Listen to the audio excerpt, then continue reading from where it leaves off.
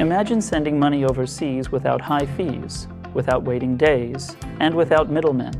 Now imagine doing it in just 3 seconds, for less than a fraction of a cent.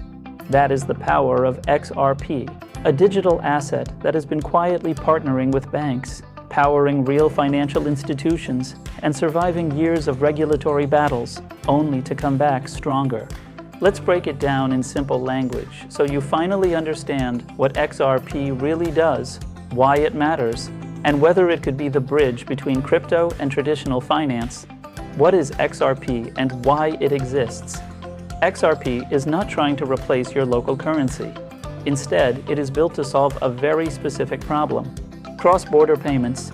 Right now, if a bank in Pakistan wants to send money to a bank in Canada, it often takes days, with multiple middlemen involved and big fees.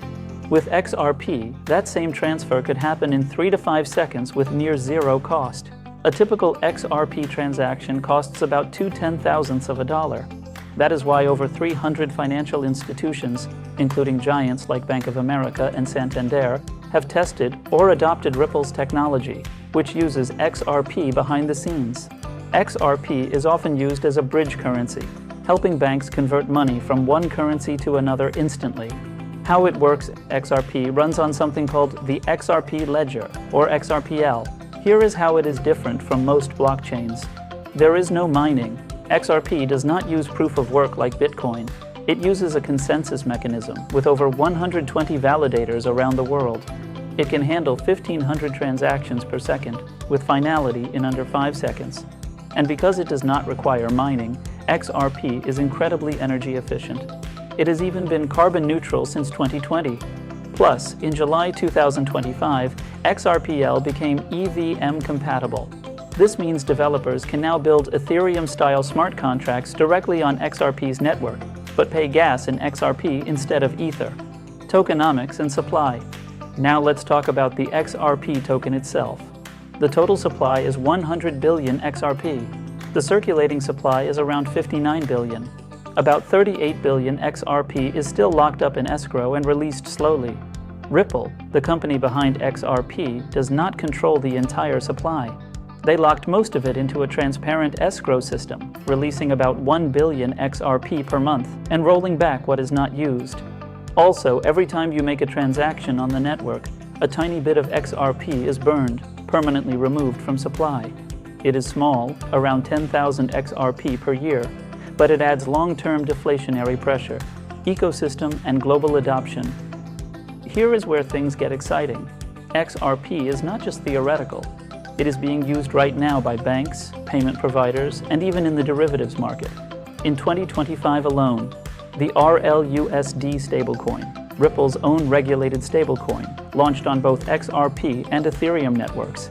XRP futures started trading on the CME, one of the largest exchanges in the world.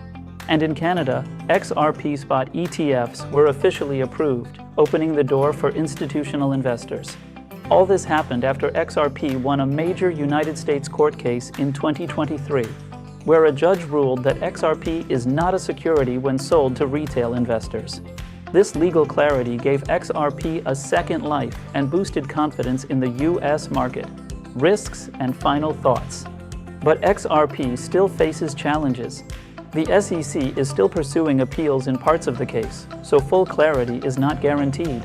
Some investors worry about Ripple's control over the escrow funds, and like many coins, XRP has faced price volatility, especially during the crypto bear market. But here is the big picture. XRP works. It is fast, cheap, and built for banks. It has legal clarity in major markets. And now, with EVM support, its ecosystem is expanding. So, could XRP become the default bridge asset for central bank digital currencies, banks, and stablecoins?